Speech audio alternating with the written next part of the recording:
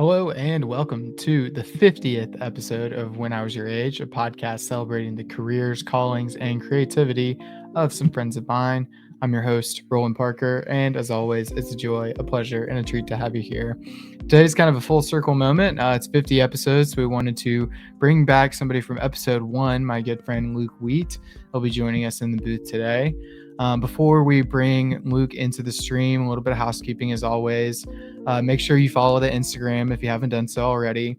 So from episode 0 or episode 1 to now, we are at 1,626 followers, which means a lot. It's just a lot of community, a lot of people that we've touched from different areas of my life and their friends and their family and everything like that. It's been a really cool thing to get to witness over 50 episodes. So really awesome for all that. And I really appreciate it. If you're here for the first time, you can give us a follow on Spotify, Apple Podcasts, Amazon Podcasts, and you can watch episodes on YouTube and Spotify if you're more in the visual game, if that's a little bit more your jam. All links to those places are available in the link tree in the Instagram bio. You can go head over there and kind of get a good rundown of all those places. Without further ado, we'll bring Luke into the stream. Luke, what's going on with you, brother? How you been? What is up, my man? I've been good. Been living Good. a busy part of the year for Yeah. coaches and teachers, but it's been good, man. Been good. I would kind of think so. What's the big headline in the past like week or so for you? Oh, past week we got done with Maryville College spring season, which kind of sets on top. My normal days are like teach and then coach high school right now. And then Maryville College, whenever the spring season's in for like 3 or 4 weeks, it sits right on top of there, settles nicely into the top. So Perfect. we just got done. The boys and the girls played really well in their spring games, and we're looking forward to the fall season. Go Scots! Go Scots, by God. We love to see it. Yeah, big year for the Scots Yeah. loading, as you can imagine. Well, if you guys aren't already, make sure that you're following Luke on Instagram. We've got the at up there in the stream. We'll have it added in the show notes as well. Luke, tell me about this and previous usernames. Have you had any crazy ones in the history? Yeah, so FC Chelsea 20 was my first Gmail account. And that was because I like Chelsea. And my number was 20 because my older brother was 20 in basketball whenever I was younger. And I was like, all right, I'm going to be 20. And I was a goalkeeper that was the number 20, which you don't see a lot of. And I was Sure. promptly told no at Maryville that I could not be number 20. What is like the So typical like goalkeeper like number? Is it you like want to double be zero one. One's one the spot, one? and then Okay. 0 to double 0 is kind of like the Nothing in like the order. 90s? Yeah, there's actually Donnarumma. He's an Italian goalkeeper. He's one of those like freaks that started Division One soccer at like 16, but he's like 6'7". So he's 99. Nice. And then off the top of my head, I want to think 47 is another one from a really famous keeper, but I'm not remembering that Okay. whose name it is right now. Nice. I like that. I've always thought it's interesting, like among different sports, like what kind of positions gravitate to what numbers. And Yeah, it seems like things have been kind of shaking up and changing. There's still a lot of traditions. I think, yeah, I kind of think of like football or like American football yeah. where, the The rule linemen kind of change. stick around the 50s and 60s and 70s and stuff like that. But a Yeah. lot of tradition breaking up. But nice, love that. So did you ever get anybody confused? They're trying to reach the Chelsea manager emailing Yeah, you. no, I worked some deals out. They never got done, but they never passed the final inspection. But Nice. They didn't get kicked over to yeah, finance. well, when I tried to buy Ronaldo, Messi, and Neymar, everybody was like, "Wait a second, All that right. doesn't even make sense." Doesn't I don't think we could swing that. No. Yeah, That's there is great to a see. certain salary cap almost. There. Yeah. I would think. All right. Well, I've got some get to know you questions. We would have asked these or some semblance of these in the beginning. I don't know how much they've changed Okay. actually, but we'll go ahead and do it anyway. See if anything's changed for you. Where are you from, and where do you currently live? From Knoxville, Tennessee, and Pikeville, Kentucky. I kind of claim both of them, and living in Alcoa, which is right next to Maryville in Tennessee right now. Yeah. Nice. And what do you do? I'm a teacher. I'm a high school Spanish teacher. I teach AP 4 honors and 3 Spanish. And I coach high school boys soccer and then coach the goalkeepers at Maryville College. Go Scots. Excellent. Go Scots. How old are you? 28, gonna turn 29 this year. 96, Nice. baby. 96, baby. Legends are born in August. That's right. Um, what piece of media are you currently enjoying? So book, podcast, music, TV show. What's been kind of occupying your free time? Yeah, I think you've roomed with me before. I think you know I crush YouTube. Just absolutely light it up on the YouTube numbers.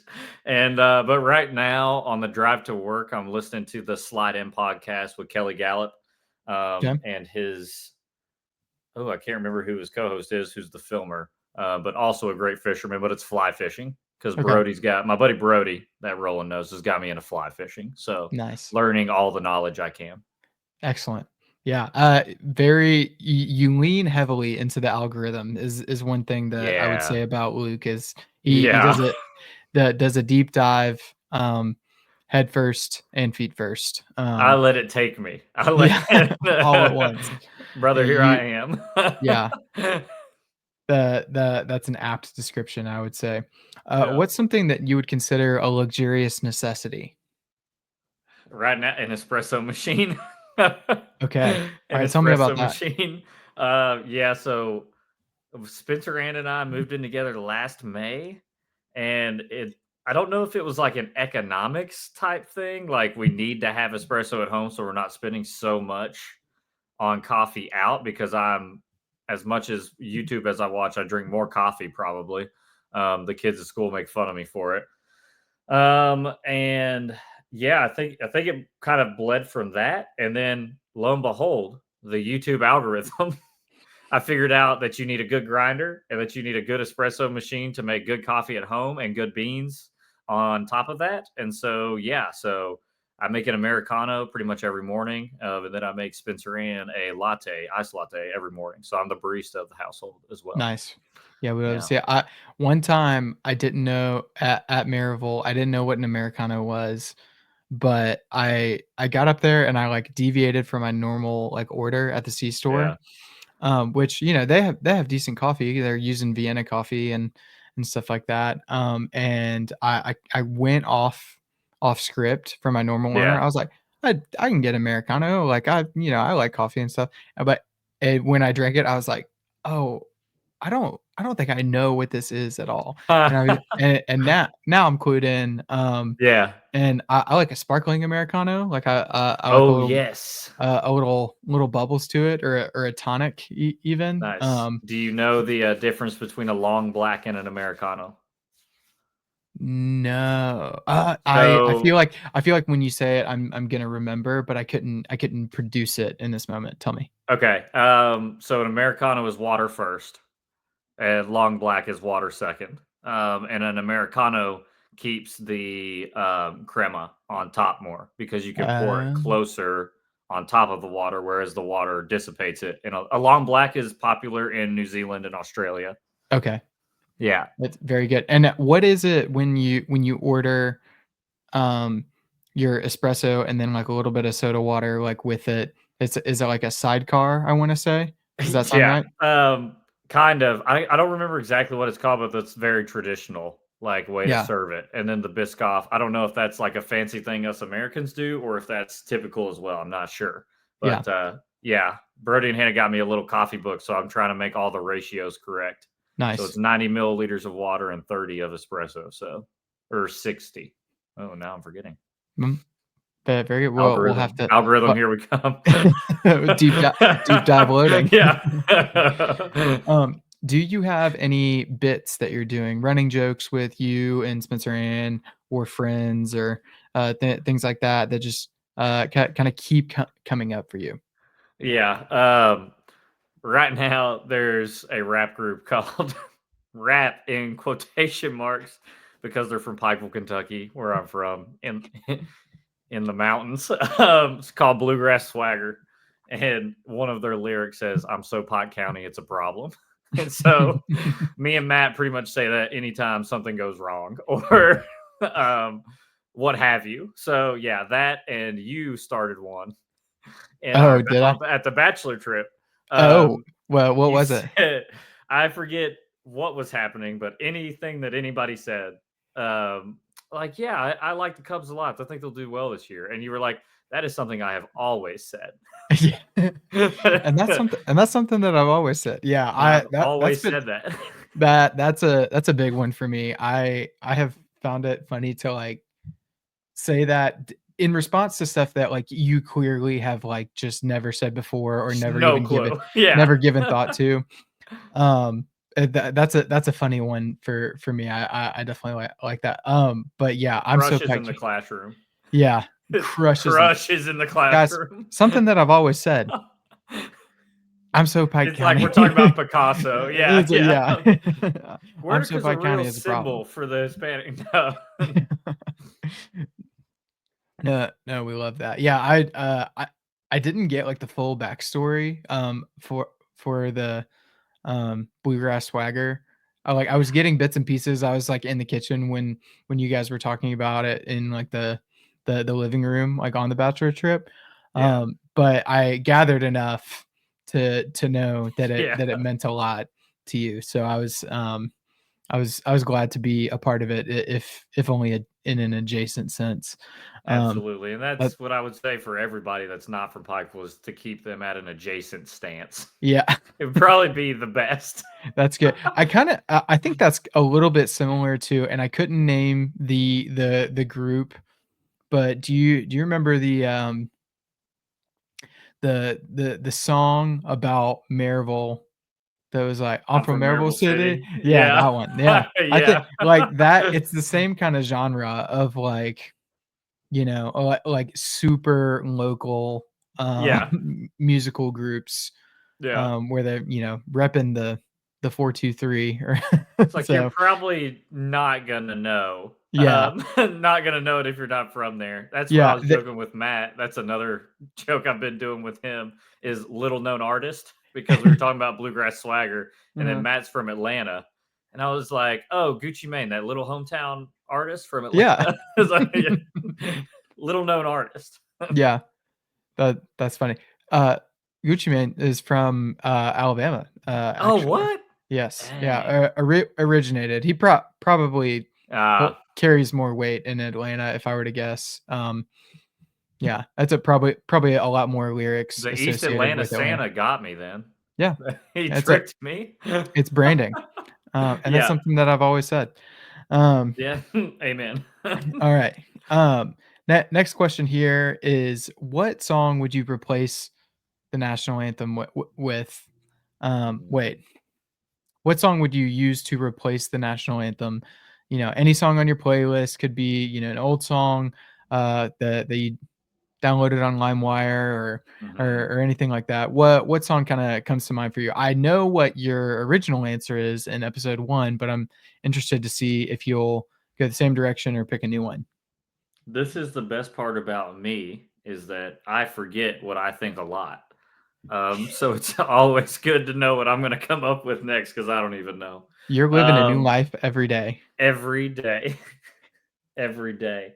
Um, I want to just say my gut shot one, like Okay. gut reaction, and that's just because it's the best I'm going to do. Party anthem, party Party. rockers in the house tonight. Oh yeah, that's great. I'll tell you It's that kind was of a not. sick one. Yeah, that's good. We're definitely adding it to the playlist. It was not your original answer. Do you know what your original answer was? This was this 2 years ago? Or Yeah, was this a year and a half ago? If it was a year and a half ago or 2 years, oh my gosh, I have no clue. What was it? it was Tennessee Whiskey. Oh, that's a good one.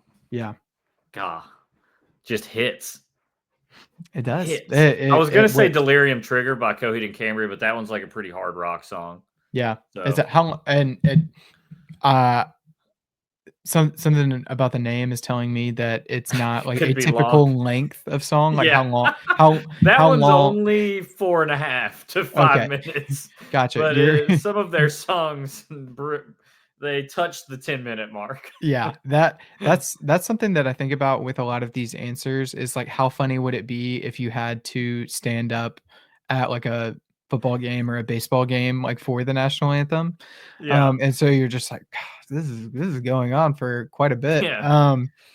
Uh so that's funny. Also, shout out to so you and Pat were in the first episode together, Yes, but Pat's sir. answer was, "My Humps," by the Oh, Black Eyed that's a Peas. good one. Yeah, so and that's something that I think about often, whenever I'm asking this question. So I've that always said my humps is the calling of our generation. I've always said that if not for Francis Scott Key, Yes. then the Black Eyed Peas.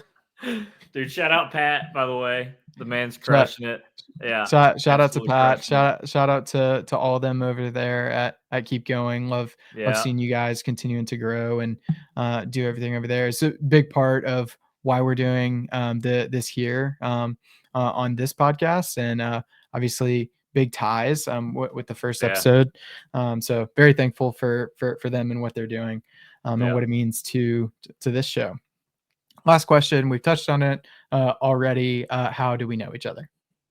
Oh man, from Maryville College, go Scots! I think that's the fifth go Scots. So may get some more here. Yeah, we need to add a Um, ticker. yeah, right.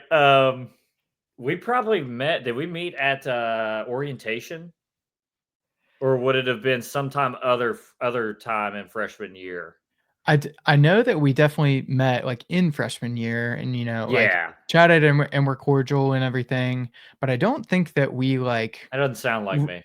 we I That's right. That's right, yeah, that you were actually very standoffish, you were the yeah. your body language was closed off to me, you were Get away crossing from your me. arms, you were turning away,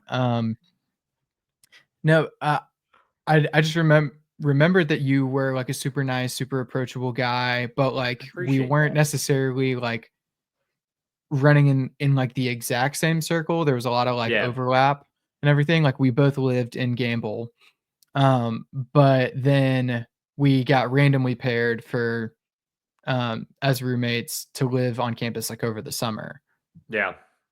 On and that Court was Street and then we did that every year. every year. Yeah, run Um, it back. yeah, no, so that's great. Court Well, Street days were great. Court Court Street Street days days were pretty were great. awesome. That it's some of my fondest memories of Maryville College was just living there on the Yeah, summer, like, just hanging out with you, goofing off, like, working, like, the whole time, old and then Moky. yeah, it was a fun time, just slumming Yes. it out there. Um, okay. Well, let's go into your story a little bit. So we've talked about coaching and teaching. I think we ought to spend a little bit of time touching on both. Mhm. But tell me about teaching, because that was not necessarily what you set out to do with, like, your college degree. Obviously, Yeah, you were pursuing Spanish, and yeah. maybe you had some ideas about what that meant as a career. So tell me about when you were studying Spanish. What was it originally that you thought you were going to do? Yeah, so I probably, I started freshman year of high school with Spanish, and funnily enough, it is, like, the only teacher that not to say my teachers weren't great teachers in high school, but she's the only teacher that actually, like, held me accountable, and I was always pretty I don't wanna say smart, but I was able to pass tests, but I never did any homework, like, ever. So, my, Spanish teacher in high school, shout out Senora Leisure, she was like, "Luke, you have not turned anything in, like, at all, so I'm gonna have to fail you." Like, I have to. I have no choice, and I was like the classic 1 week left. I've got 35 assignments. Can I do every single one of these in the next week?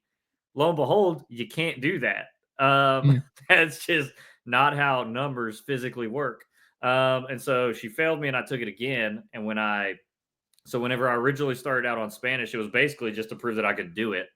And I took the again kind of the algorithm aspect of it and found like as many people that spoke Spanish as I could, and a couple of those guys were Panchito and Frankie in my town in high school, the Valencias, and we ended up being really good buddies, and they would teach me Spanish. So, kind of fast forward to college, thought about maybe interpreting, maybe translating. Decided on Maryville because soccer and because I had study abroad. Um, did my study abroad junior year in Madrid and just realized I was doing interpretation and translation classes and I enjoyed it.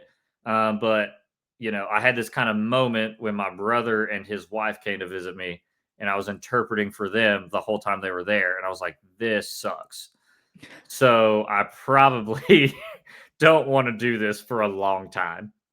Yeah. And You I weren't still keep in touch. Yeah, you weren't enjoying it when you were doing it for family, so, like, yeah.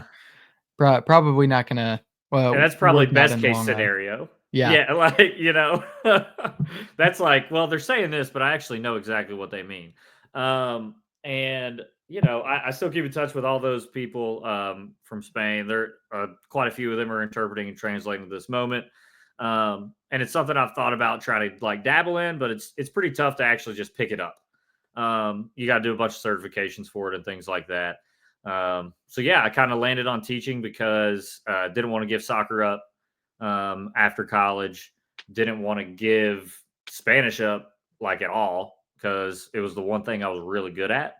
And yeah, so I just kind of found that niche there and went to Halls High School to do a post baccalaureate to get my education degree the year after I graduated from Maryville. Yeah, or 2 years after. Yeah, Nice, excellent. Yeah, and uh that's something that my brother had kinda set out to do originally was that he was not in school necessarily for, like, any teacher accreditation yeah, program, so I think that the typical track is, like, you go, you get your teacher licensure, you do your observation hours and stuff, but then you went after the fact and we're like, "Alright, yeah, I get post back and, um, go do all this stuff and, try it out there," which is it's cool that you ended up there, and I've seen that. Well, tell me then about how soccer and coaching kind of led into that because obviously those are a little bit intertwined. That was yeah. a hope for you, but tell me about coaching. What was the first avenue for coaching? Yeah. So I started off coaching, you know, I was working for $500 a month. So not technically full time, but full time is in hours. At Tennessee Wesleyan with my old goalkeeper coach, who is now the head coach at Wesleyan, Brian Walker, who's awesome dude. Still talk to him at least like once a week nowadays. He's still head coaching down at Wesleyan. Um, he taught me a bunch of stuff my freshman year before he moved on to another school to coach.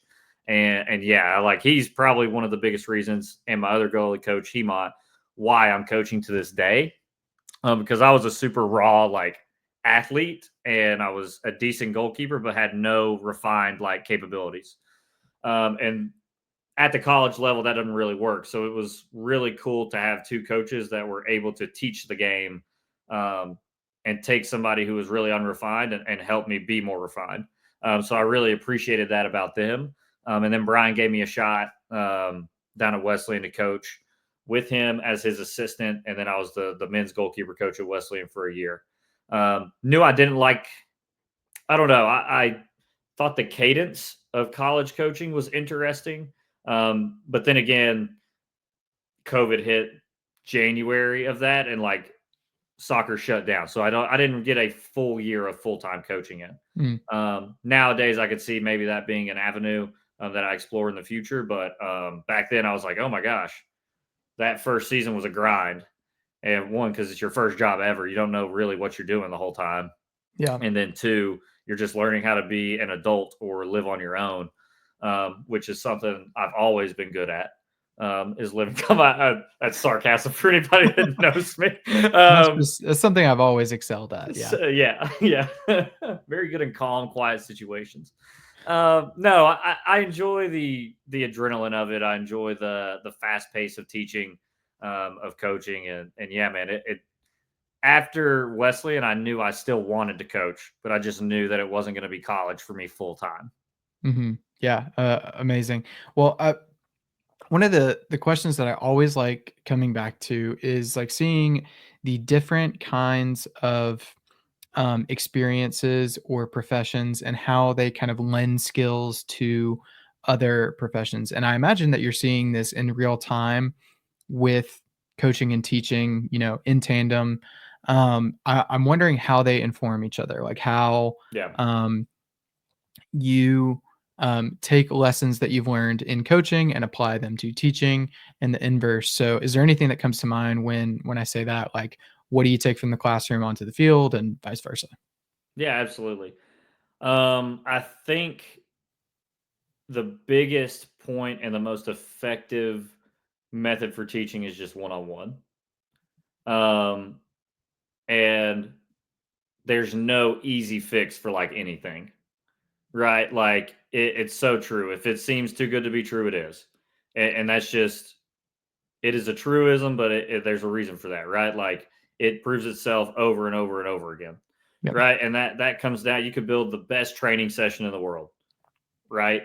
But if you don't give individual feedback during that training session, what is that? It's probably only going to hit with one or two of the kids, right? Same thing in Spanish class. Like you can't just give a grammar lesson on the board and then just say, go do it, right? Like that's just not how it works. You've got to be active. You've got to be um, constantly asking those leading questions, right? And helping them make informed choices and helping them answer the question for themselves, but leading them in the right path.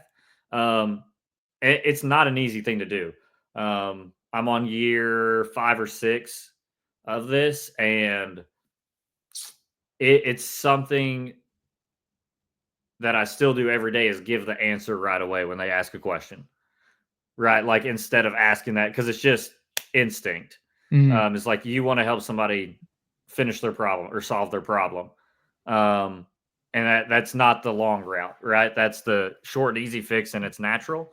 But really stopping and kind of the Socratic method, I guess you would call it. But yeah, helping them, help leading them. I use it in both. I noticed it first um, in the classroom, honestly, because goalkeeper naturally is one on one. So I had never really noticed that the reason goalkeeper coaching was so effective is that it was one on one. I just kind of, that was how I coached. So That's true, because it's just, like, the yeah, nature of the that's just how it position. is. You Yeah, you maybe, you maybe have 2, you maybe 3 or 4 people exactly. on the team that are in that position, and that because of the specialization, you're spending a lot more one-on-one time. Yeah, never thought Yeah. about that. Yeah. And like, so I'm am the assistant coach at my high school team.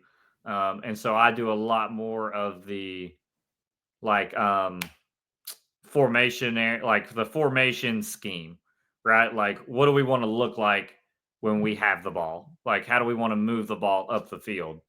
And for a couple years, I was like, I thought I was building these great training sessions.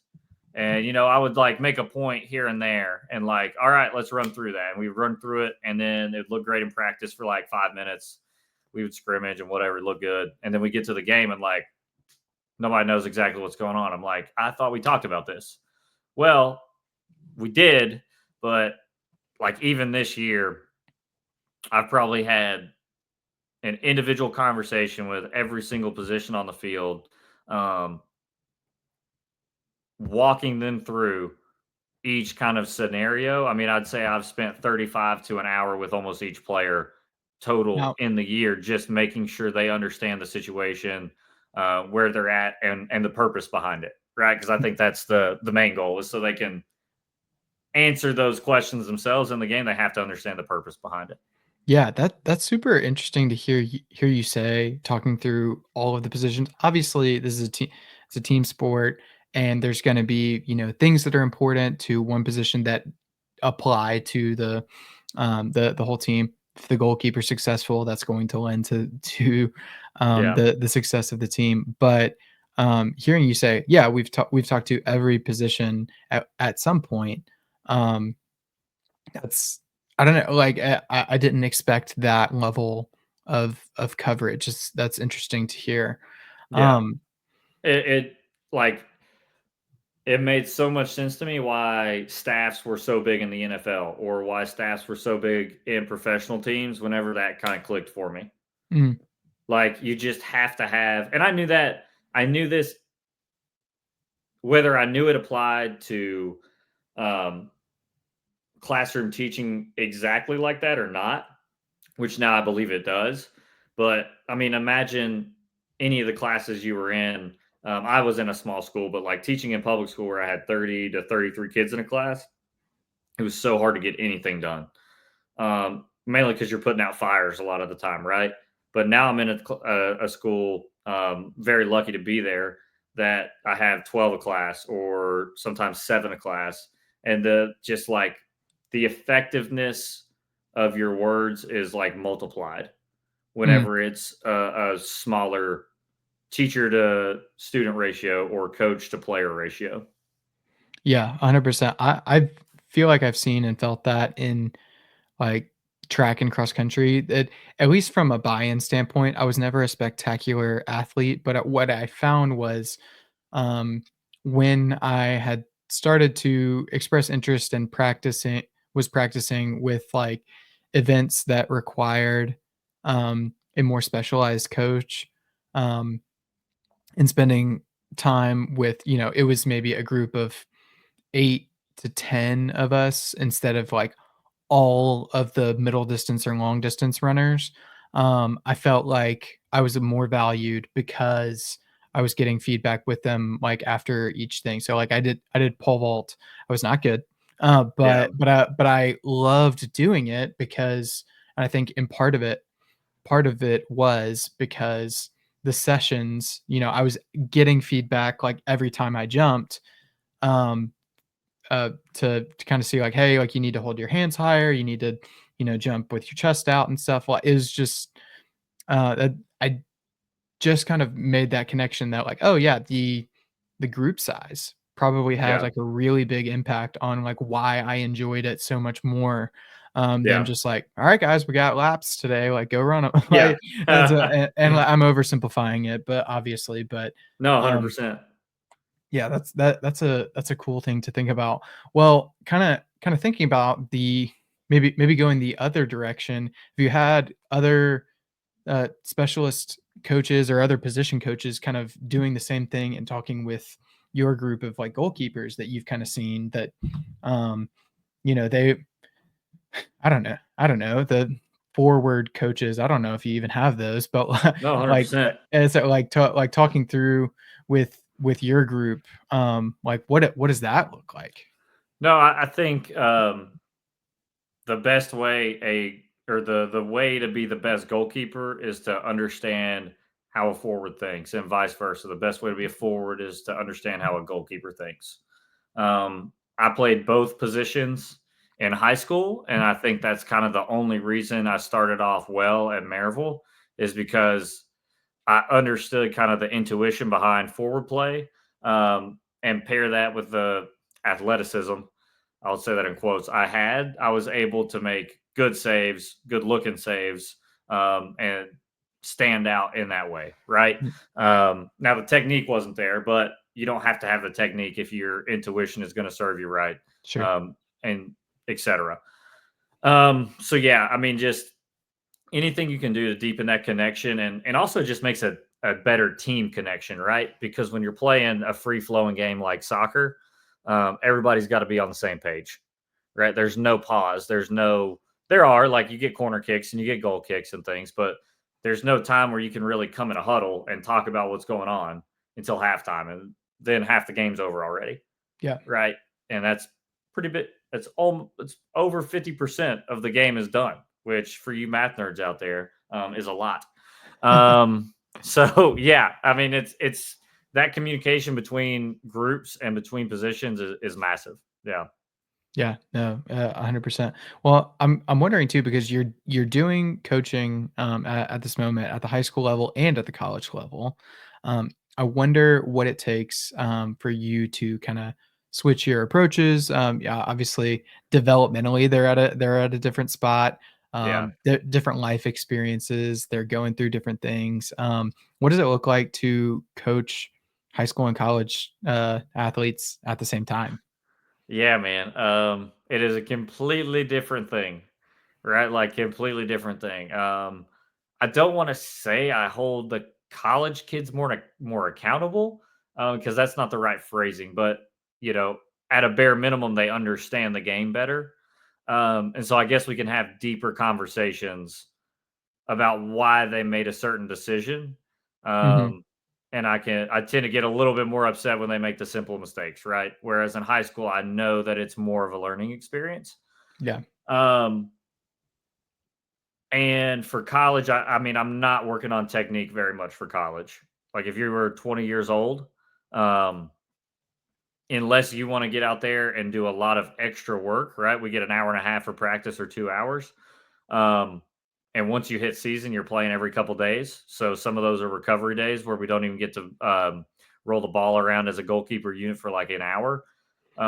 Technique is not the emphasis there for high school, and I do some individual trainings with like some teenagers as well, like preteens, so like 11 to 13. Um, there, I almost not exclusively focus on technique, but I work on technique almost even more. So you have to have this give and take and this balance of okay, what's the age range? Their brain is like a sponge right now at 13 and 14. If I can get them to understand this technique and put them in a great spot, then we can talk about the situation later when their Yeah. brain has a deeper understanding and can kind of put those situations together. Whereas for goalkeepers in the college years, the logical reasoning is there, right? Like they can think through logically why they shouldn't play a pass there, whereas a 12-year-old is not really going to understand that Mhm. as much. You don't have So to the you the don't have to conversations telegraph are it. deeper. Yeah, exactly. The conversations are deeper. I would say, and the similarities though are keeping it fun. I try to make every session high energy, even if it's a recovery day, even if it's a like real light, get the ball moving, just have some catches, take some volleys. Um, everything needs to be high energy and fun, you know? Yeah. No, 100%. Is there anything that you've done as a coach that you've kinda connected with, um, your own experience as an athlete? You're like, "Oh, that it's funny to hear this coming out of like, to hear myself saying this when I wasn't receptive to it as a kid," or is there Yeah. anything like that where you, you said something and then you transported back to when you were running around? I'd be Oh yeah, interested to hear absolutely. hear what that looks like. Absolutely. I think one moment was whenever we were deciding whether to start a player or not, and I wasn't the regular day starter. Like I was not the starter in college. I played 20, 22 games and had a decent career, but I was never the like Friday night guy, as you would say in baseball. And so, I mean, we had that opportunity to give a younger kid a start, and I was like, I just don't think they're ready yet, and like it sucked to say that, and I absolutely like it made me stand behind the decision even more Mhm. because I knew how much like that matters Yeah. in the moment. Um was I right or not? Who knows? Right? Yeah. Like and that's the crazy part about coaching is you can make any decision and it could look great or it could look dumb, right? And you just don't know until you make the decision, you got to go with it. So that's something that I've learned from Pepe, which is the head coach over at Maryville as well is sometimes you just got to make a choice. Yeah.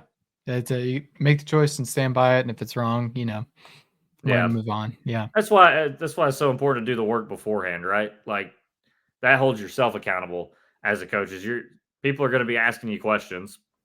Players are going to come to you for answers, and you got to have them. Mhm. Yeah, definitely.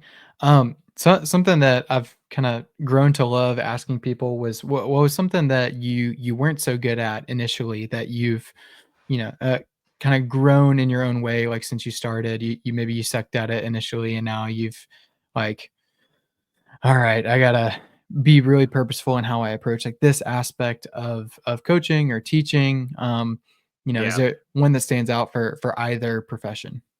Yeah, I think in the classroom, just making sure um, that I set a good example of what working looks like, Mm, if that makes sense. yeah, Um, because I guess every young teacher just thinks you're going to tell them to do something and that all of them are going to do it.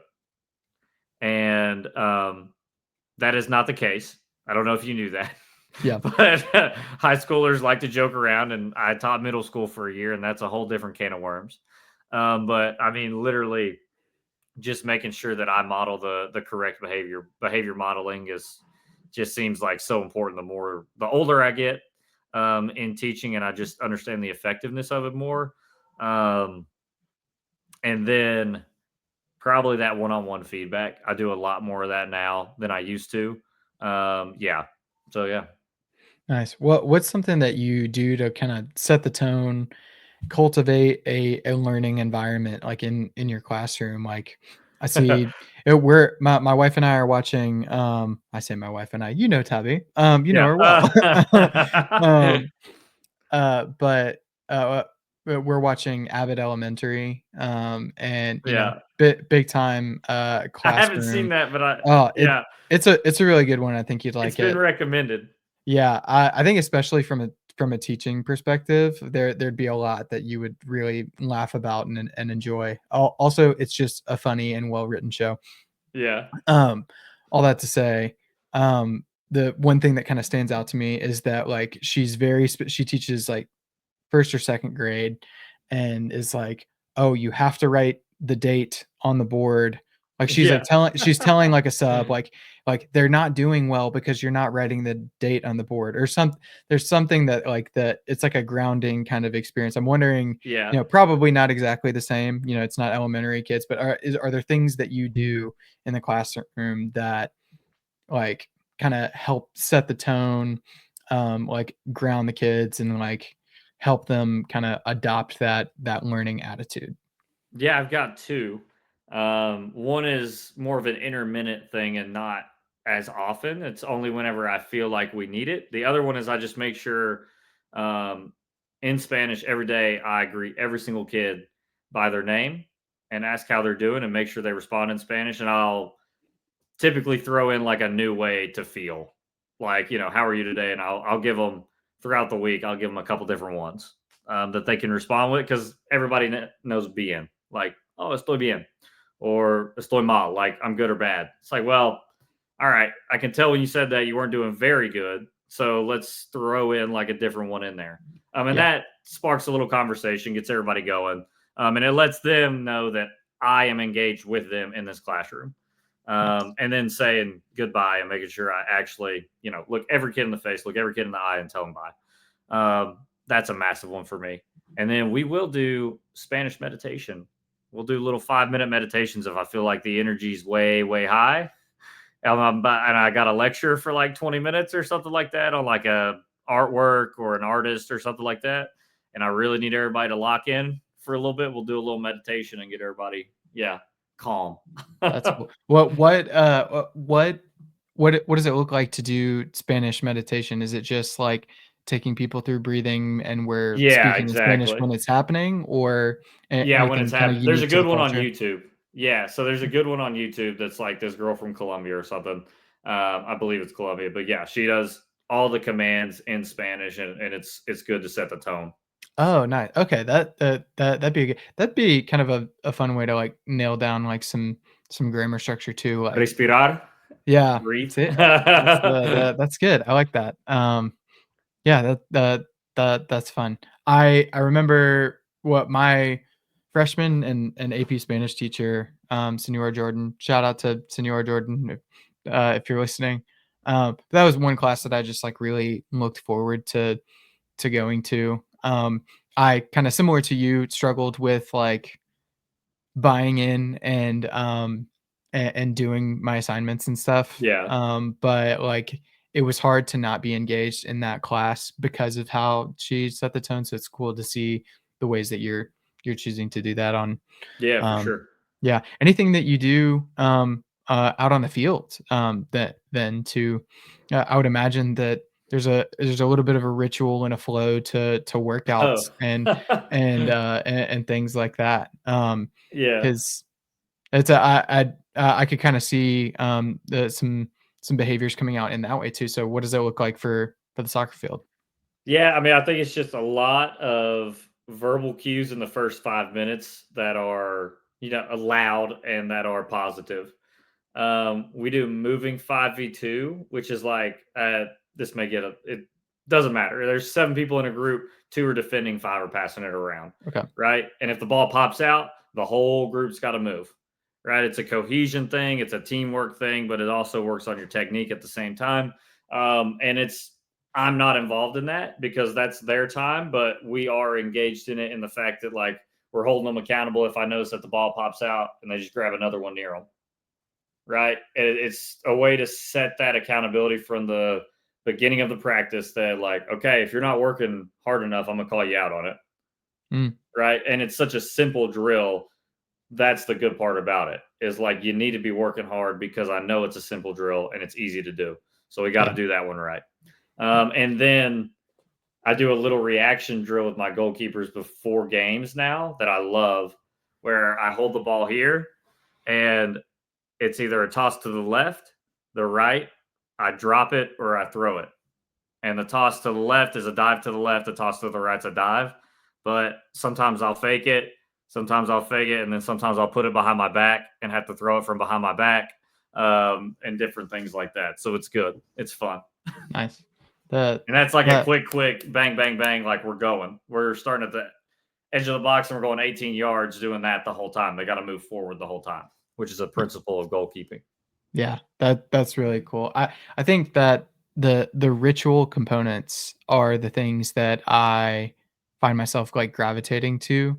Um, not from like a superstitious standpoint, but like we've been talking about, like kind of cultivating an environment of like, okay, we're gonna work on this, we're gonna, work on this structure, the irregular, Yeah. conjugation, or we're gonna, work on this drill and holding your shoulders in the right place. I have no Yeah. idea what it means to coach goalkeepers, but like those are the things that I feel like as a participant, as an athlete or a student, those are the things that like would be important to me.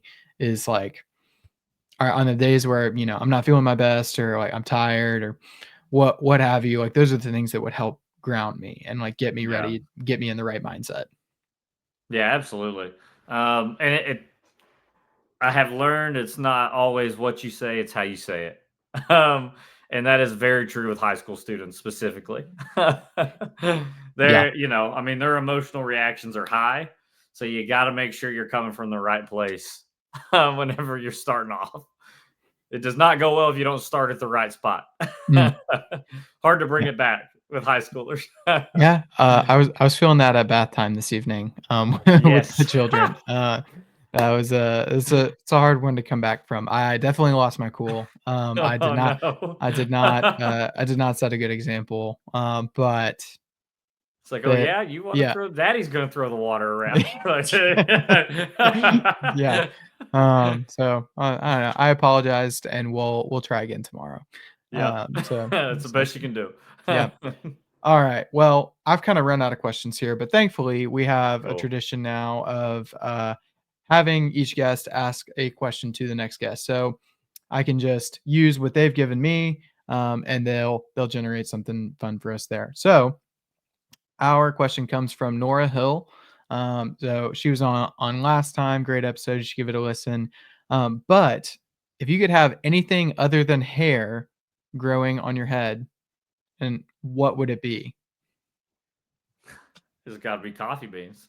Coffee beans. It's gotta be Oh, coffee beans. that's a good one because I feel, this was something I was thinking about when she asked. It was like it can't be like too terribly like yucky or obstructive, but I feel like coffee beans, like Yeah. until you're drying them out, doing the roasting and stuff, like pretty benign. Now, are they growing as like the They're like cherries? cherries. Yeah, like the cherries, and Okay. I'm pretty sure I know coffee beans and like actual coffee grounds keep bugs away. I don't know if the coffee plant does. So maybe that's wrong. But when Mm, I gut reaction said that in my head, I was like, oh, it'll keep bugs away too.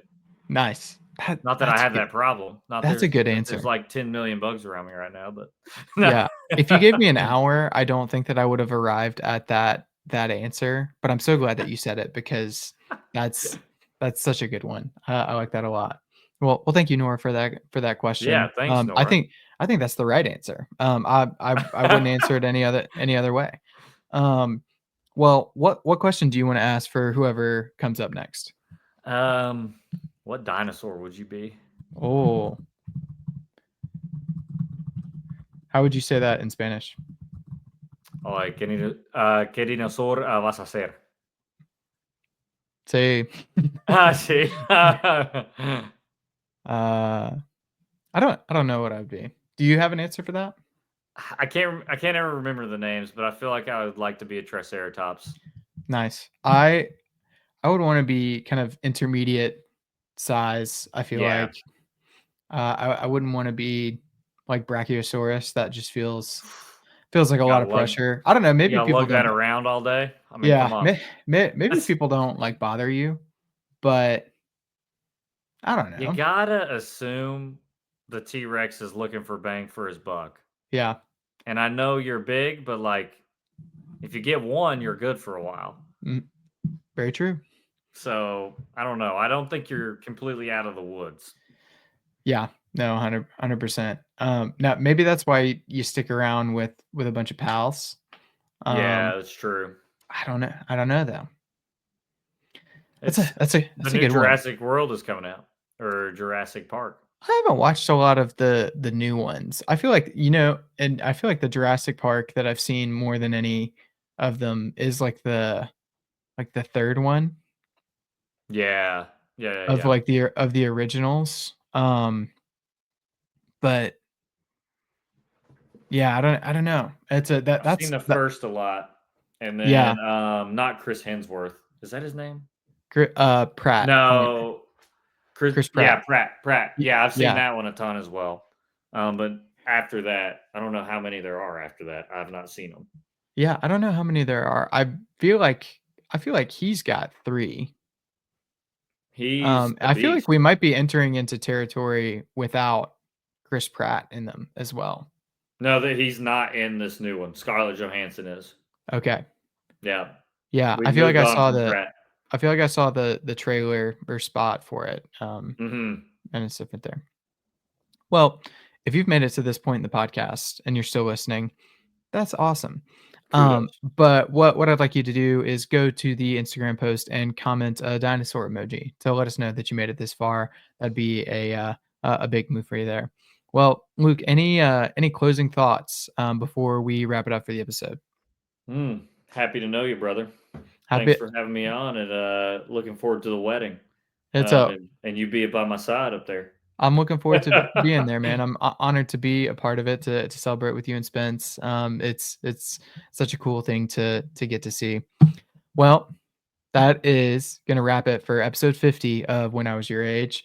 We will see you guys in the next one. Thanks for being a part of it. It's been a really cool thing to get to do. But hasta la vista. Hasta la vista. Hasta luego.